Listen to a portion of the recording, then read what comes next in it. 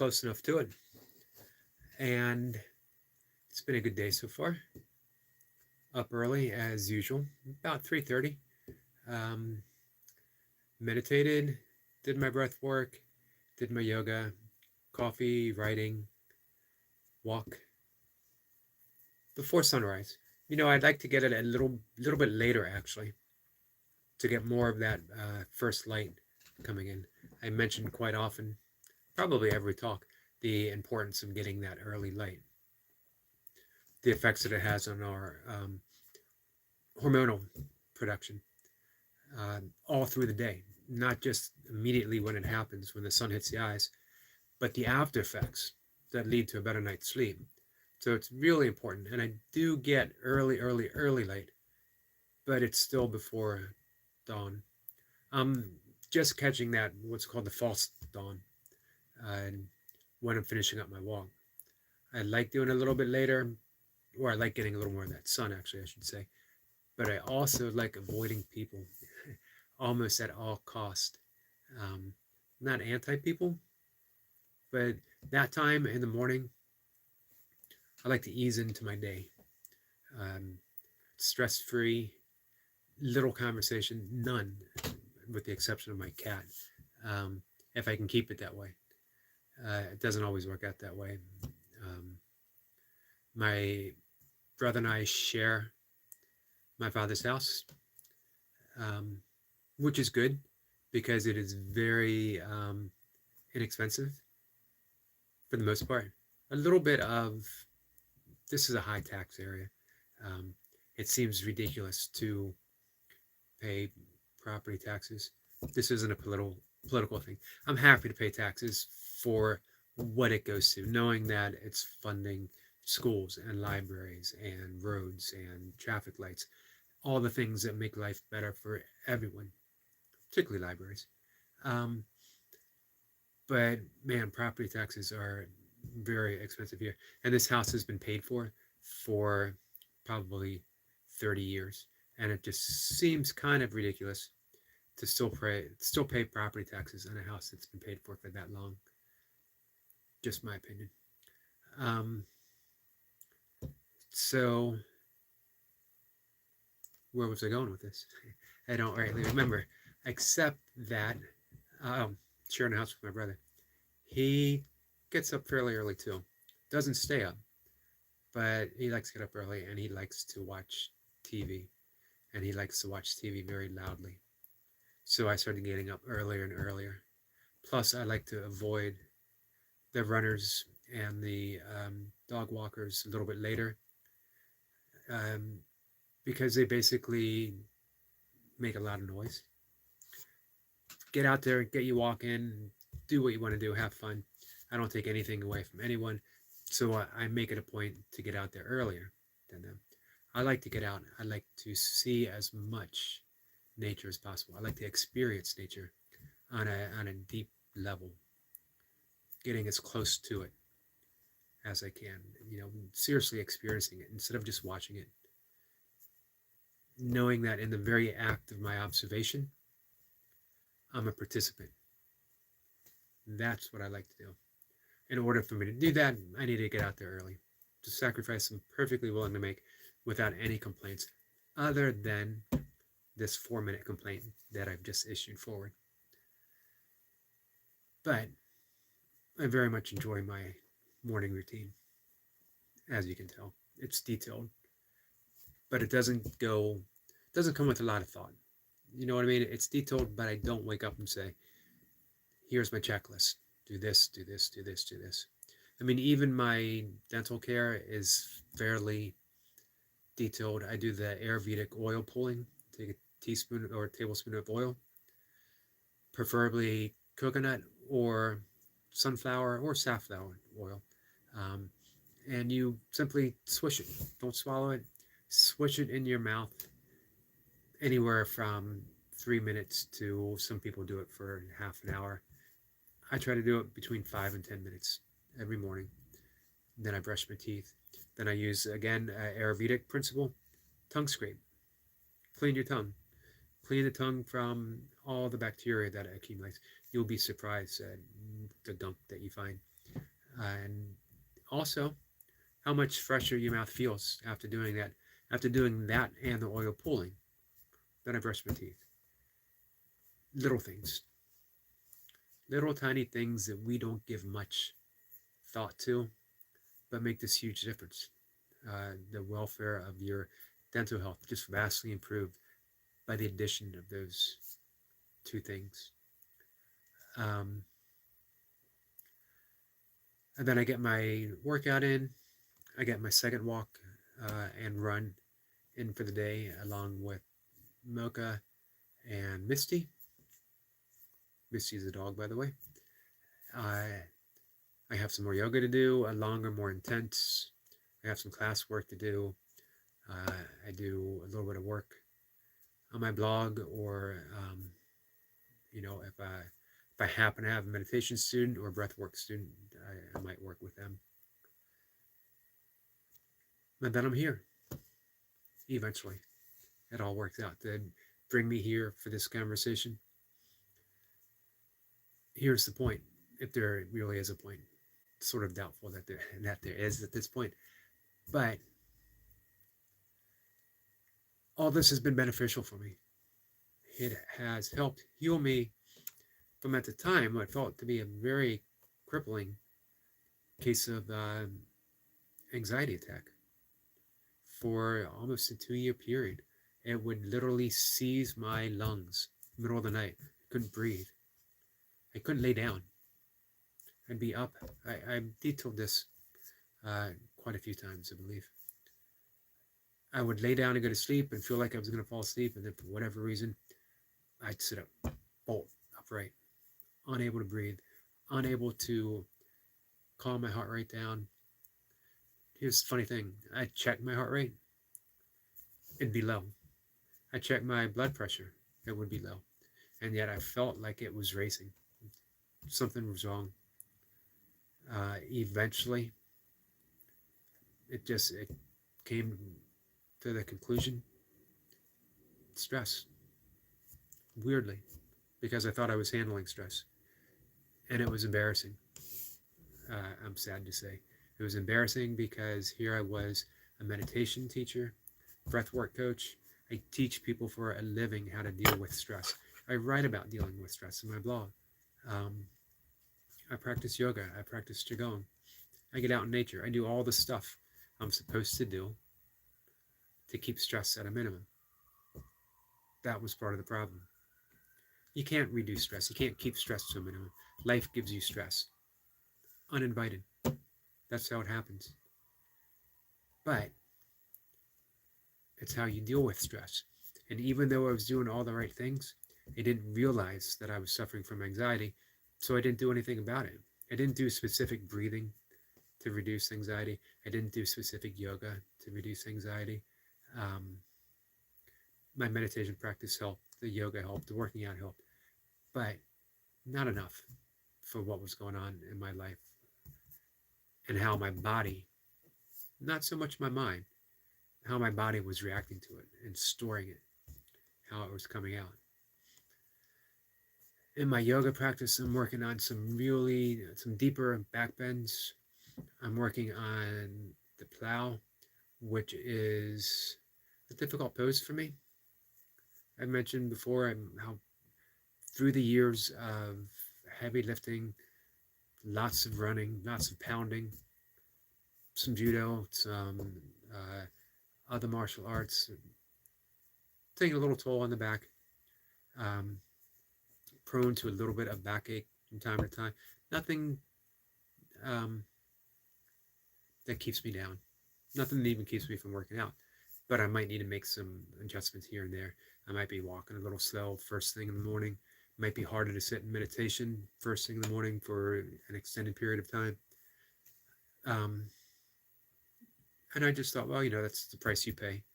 Even though I do things, Qigong wall squat, yoga, cobra, I do Qigong moves, some band work.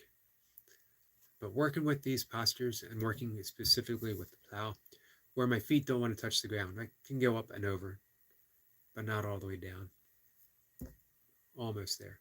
I did it today with just a thin blanket beneath, maybe an inch. So I'm virtually there, but I'm feeling things open up in my back and emotionally, where that stress was stored, the spine, energy centers, chakras, whatever you want to call them.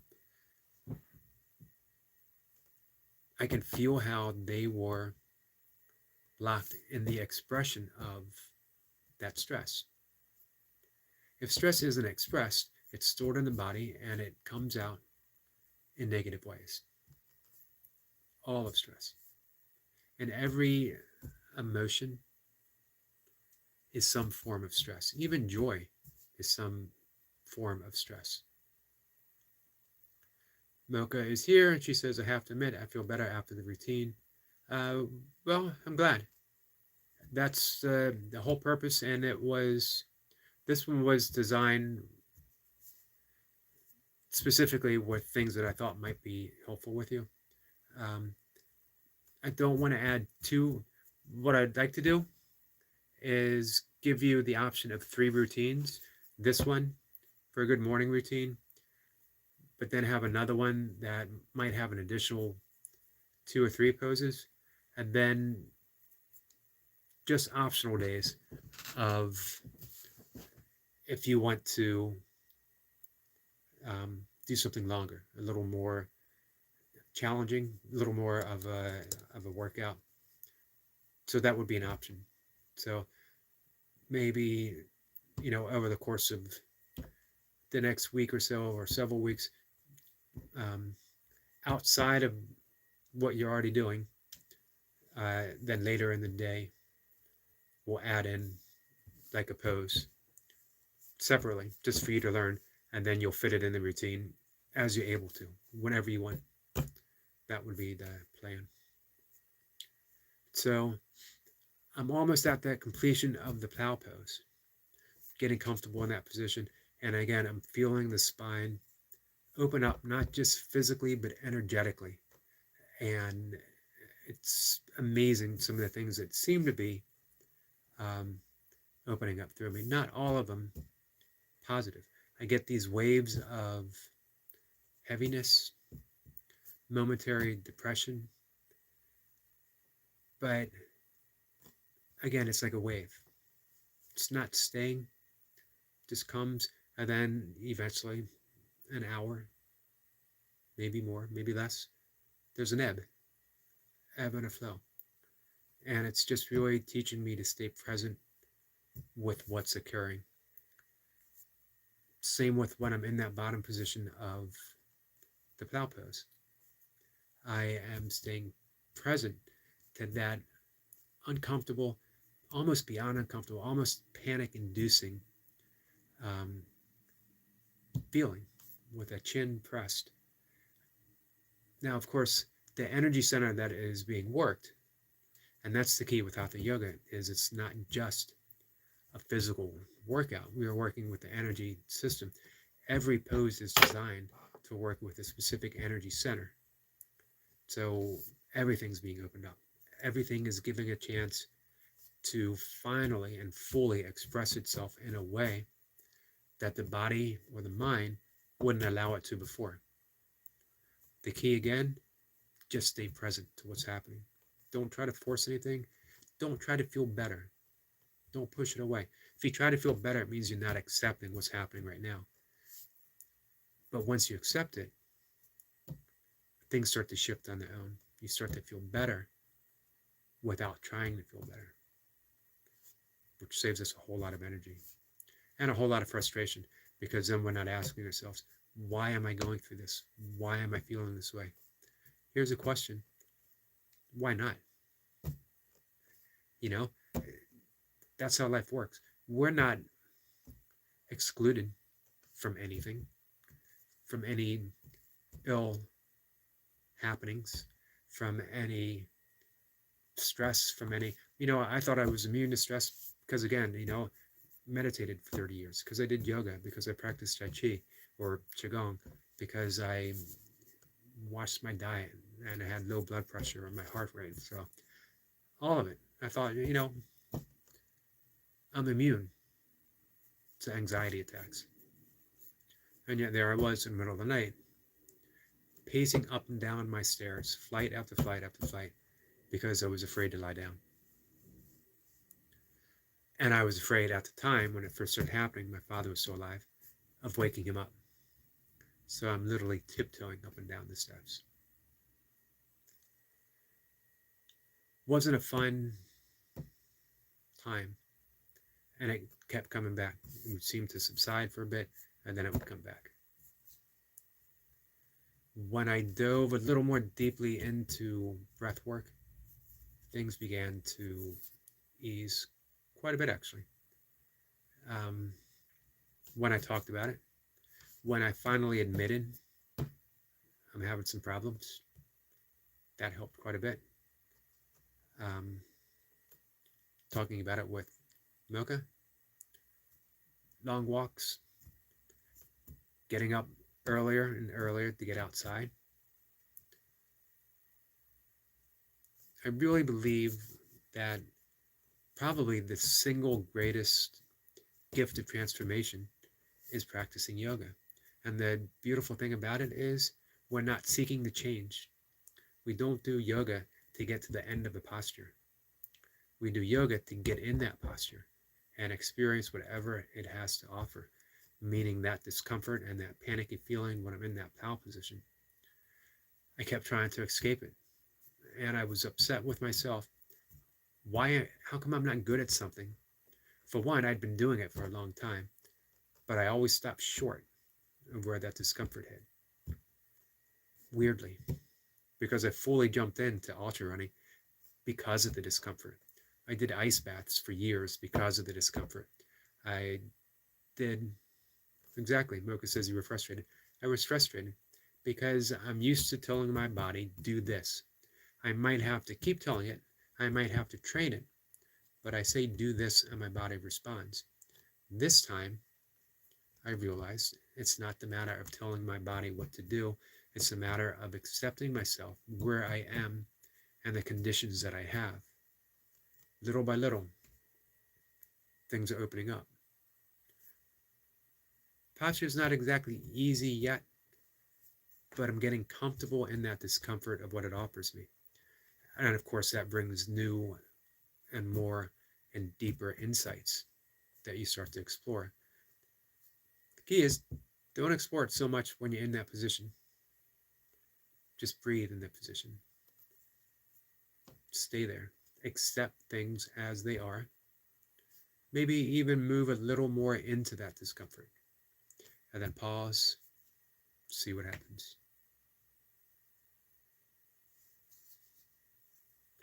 Mocha says, I don't know anyone else with as much control over your body than you.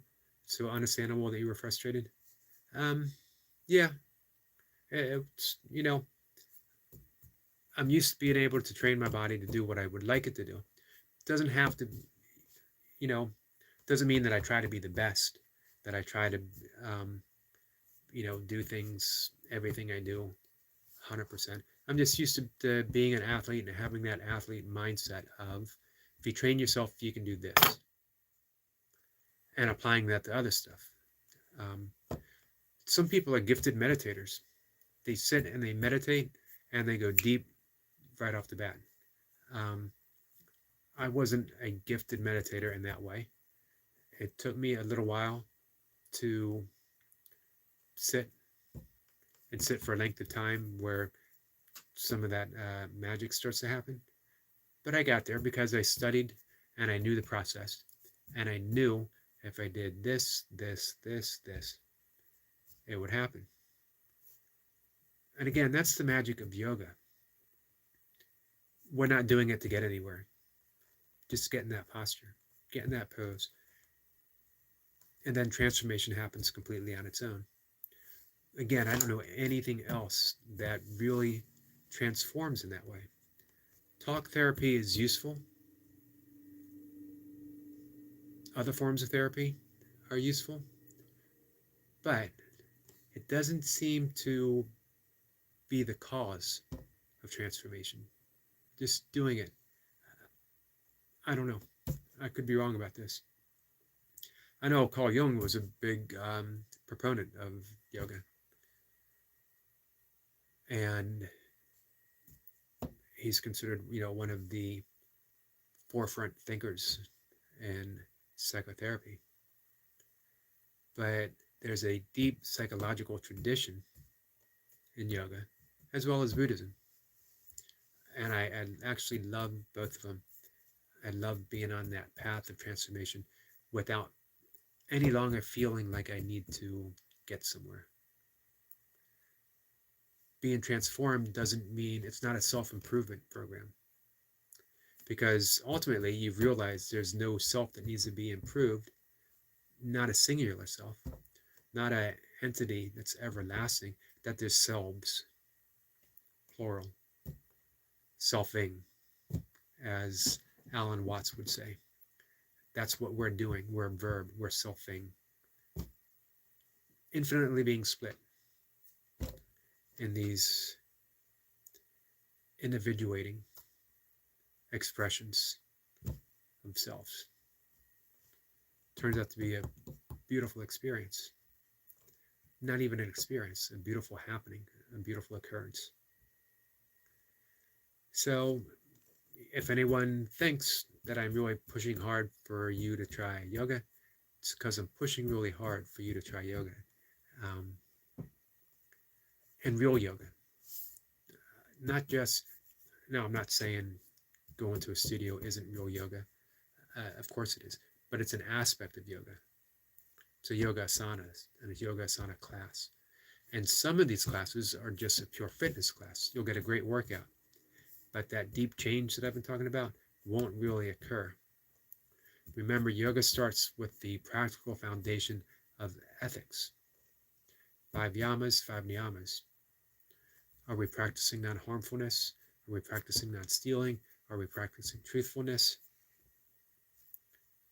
And all of these have deeper levels. Non-lying doesn't mean that I'm not telling you something that isn't true. It means I'm not lying to myself. Which means that I had to eventually say to myself, wow, I'm having anxiety attacks. Wow, this isn't working for me. That the death of my father continuously hits me harder than I can possibly imagine. That there's, even though I was gifted to live in a beautiful house in a beautiful neighborhood that I absolutely love, there's some deep fear. Can I hold on to it? Am I going to make a mess of everything? Accepting all of that. That's part of the yogic foundation. Because without accepting it, then I can't do anything. I'm stuck. Now, I'm not just stuck. That energy is stuck. And it's going to be stored somewhere in the body, and it's going to surface somewhere and somehow that won't be helpful to me. But you get into that deep yoga pose, you have that little sense of fear, discomfort, you breathe through it, and these insights start to come that, hey, this is present. This fear is present. This grief is present. Everything. So we got that ethical path. Ethical is not really the correct word. It's sort of translated that way, but it gets the point across. And then we have pranayama. We have the breath work. I can't speak. Mocha says, stress expressed through physical pain. Yes, exactly. As you know yourself very well. And then we have, I was saying pranayama. I don't know any way of literally changing your physiology and your emotional state and your very nervous state, your central nervous system, in a 5-minute period of time. Most medications don't work that fast.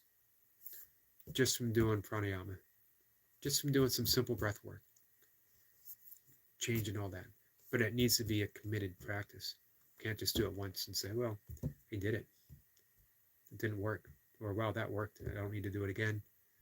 It's part of a committed practice that we do. I generally recommend, and how I was taught in my coaching class, coaching certificate, you do it 3 times a day. and then therapeutically as needed. You need energy, breathe. Breathe for your energy. You need to calm down, breathe. Breathe to come calm.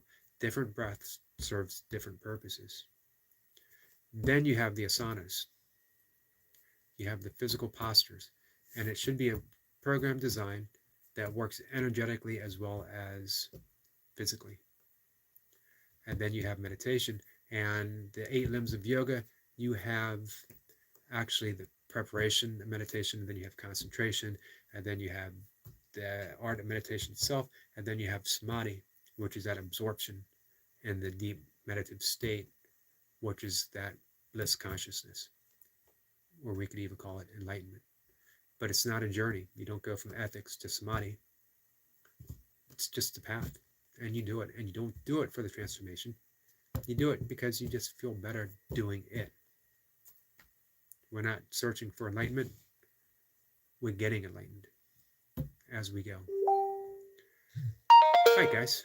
So I think we're going to end it there today. It's almost half an hour, coming up on 27 minutes, which seems to be the perfect amount of time that, I can really engage with people without just going on repeating myself as I often do. So we'll be back tomorrow, do some burpees in the morning, and then come here and we'll talk all about this stuff, same old stuff, one more time.